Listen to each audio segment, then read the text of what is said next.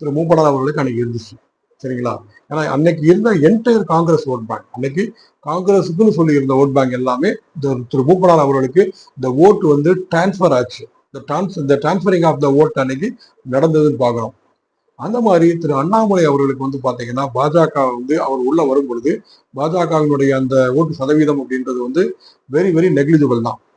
அதாவது நோட்டாக்கு கீழே தான் இருந்துச்சு அன்னைக்கு. அதான் உண்மை. ஏன்னா இது எல்லாருக்கும் தெரியும். திரு பொன் ராதாகிருஷ்ணன் இருக்கும்போது அன்னைக்கு திரு மோடி அவர்களுக்காக ஒரு கூட்டணியில ஒரு சின்ன ஓட்டு கிடைச்சது 2014. அதுக்கப்புறம் திரு தமிழிசை வந்திருக்கும் போது பாத்தீங்கன்னா அதுக்கப்புறம் பெரிதாக ஓட் பேங்க் வந்து ரைஸ் ஆகல. எல்.கே. முருகன் இருக்கும்போது அந்த கூட்டணி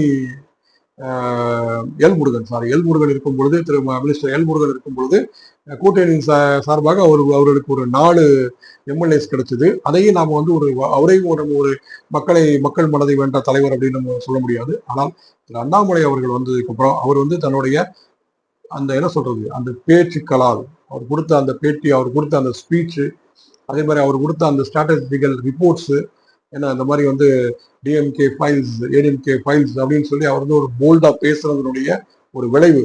அது ஒரு ஆரோக்கியமான அரசியலான்னு கேட்டா அப்படின்னு கேட்டீங்கன்னா அது நம்ம வந்து ஒரு தனி விஷயம். அவ்வளவு ஆரோக்கியம் நம்ம சொல்ல முடியாது.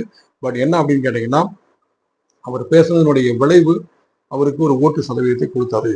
பாஜகவினுடைய ஓட்டு சதவீதம் அன்று அதிகரித்தது. அது வந்து பாத்தீங்கன்னா நமக்கு இந்த 2024 பாராளுமன்ற தேர்தல் வந்து நமக்கு வெளிப்பட்டதுன்னு பாக்குறோம். நிறைய தொகுதிகளில் வந்து பாத்தீங்கன்னா 2வது இடத்தை வந்து பிஜேபி பெற்றது. சுமார் ஒரு 2 லட்சம் 3 லட்சம் 4 லட்சம் 4 லட்சம் ஓட்டுகள்லாம் வாங்கியிருக்காங்கன்னு பாக்குறோம். ஸோ அந்த இடத்துல வந்து அந்த ஓட்டு சதவீதம் வந்து பாத்தீங்கன்னா அண்ணாமலை அவர்களுடைய உழைப்பால் கிடைத்தது நம்ம